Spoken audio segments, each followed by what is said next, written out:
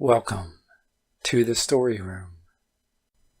In the wee hours of night, when I've had too much caffeine, I usually find myself doing those lame personality quizzes that people do on Facebook. I'm sure you've done a few yourself. What element are you? What classic horror villain are you? What was your profession in your past life? That sort of thing. You can usually tell what it's going to give you just by what answers you select. But whatever, it's a way to pass the time. Tonight is like most nights. It's late, I'm bored, and I'm surfing the web. The combination of an excessive amount of Dr. Pepper and a few vodkas, which make me hyper, means I'm not going to bed anytime soon, but I'm probably not going to get anything done either. I guess I could clean my apartment, but it's not like I have anyone to impress.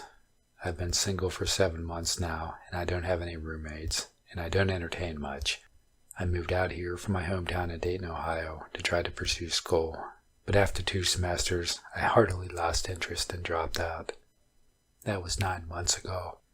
I tried to keep my relationships going with Sarah after I stopped going to school, but I suppose she wants a man with more ambition. I suppose they all do. My job as a delivery driver pays just enough money to satisfy rent and utilities, and maybe a little left over for a few creature comforts, but not much else, and definitely not any amount that would add up to anything meaningful in a savings account. My coworkers are okay, but I kind of keep my distance. They're mostly younger and are only interested in getting smashed every weekend, and I've never been much of a heavy drinker. I guess you could call me a shut-in. I could lay down on the couch, watch a movie, but I lost my DVD remote, and I have to actually get up and push the buttons on the player. And besides, I watched everything I owned at least 12 times already. I have cable TV. It came in the bundle, but there's never anything on, and I can't stand commercials. Internet prevails. Facebook is proving to be pretty boring, as always. It's the time of night when everyone else has gone to sleep, and my newsfeed isn't showing me anything new. I scroll down for 5 minutes, refresh the page, and start back where I was 5 minutes ago. Maybe I can find something on YouTube that I haven't seen yet. Not likely. I refresh the page again. I see a quiz my friend has done. What type of warrior are you is the title of the quiz. My friend is apparently doing a Viking. I clicked on the quiz and answered the questions and discover I'm a pirate. Hooray. I could not have gone on living without that precious information. I scroll through some other quizzes, hoping to waste some more time before I eventually pass out. I click on one entitled, What Decade of Music Are You? But I get a pop-up instead. Can you fool the all-knowing Ronnie? Play 20 questions now, is the text that appears in the new window. I usually don't click on random pop-ups, but this looks innocent enough. I'm pretty tech-savvy anyway. Benefits of being antisocial, and my computer's pretty well protected. I'm also very bored, so I figure, hey, sure, I'll play. I click the yes button in the window. Ronnie knows what you were thinking. Ronnie knows all. Is it nighttime where you are? What? This is not a typical question in the game of 20 questions. I thought the object of the game was to guess the word I'm thinking of. For being all-knowing, this Ronnie sure doesn't know how to play the game properly. Whatever, I'll go along with it. It's nighttime where I am. I click yes. I knew it. Ronnie is all-seeing. Are you alone? Like I would be doing this if I had any company. I click yes. Of course you are. Ronnie knows everything. Are you wearing a gray shirt? I'm a little buzzed, so I don't even remember what color my shirt is. I look down, and sure enough, I'm wearing a gray shirt. That's a little uncanny. I click yes. Ronnie can see that. Ronnie can see all. Are your eyes brown? Another lucky guess, but I suppose brown is the most common color of eyes. I click yes. Nothing is secret to Ronnie. Ronnie sees everything. Is your name Stephen? I'm jolted awake. How the hell does this game know my name? That is very unsettling. Unsettling unless this game is accessing my Facebook information. I am logging onto this quiz app through Facebook after all. That must be it. Ha. Very clever, Ronnie. I click yes. Ronnie knows you. Ronnie knows all. Is your dog's name Lola? Did I ever post that? I don't think I have. That my profile information. I must have listed her as my pet, but I really don't remember doing that. I click yes. Ronnie is ever knowing, ever seen. Is Lola at your mother's house? Okay. There's no way I ever posted that on my profile. When I moved out here to go to school, I couldn't find an affordable place that allowed pets, so I had to leave Lola back home with my mom. But how could this game know that? I know I never put that information. I'm buzzed, but not that buzzed. Hesitantly, I click yes. Of course she is. Ronnie knows everything. Is your living room lamp off? Ha! Ronnie, a swing and a miss. I turn around with an intense feeling of relief as I look at my living room lamp, which is clearly on.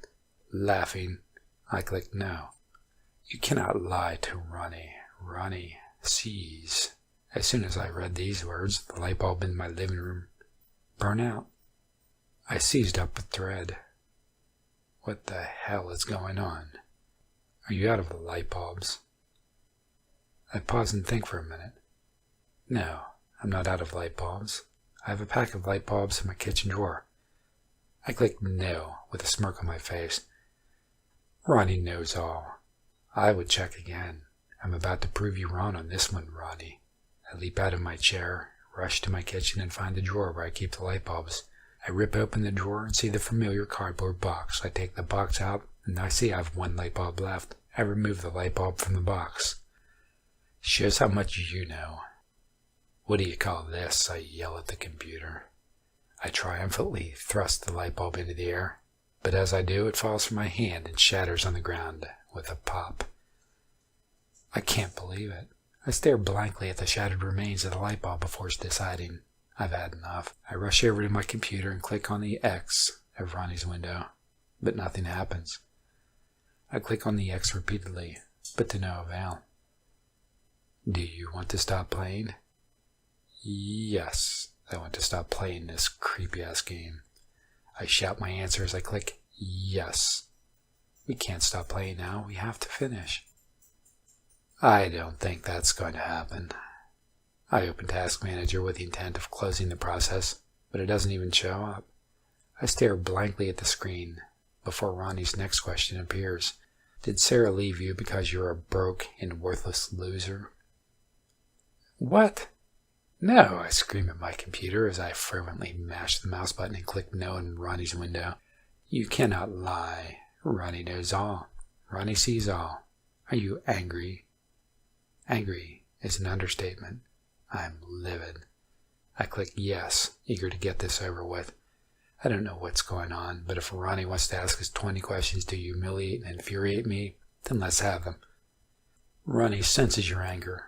Ronnie sees into your soul. Is your phone ringing? No, my phone's not ringing, I shout as I click no.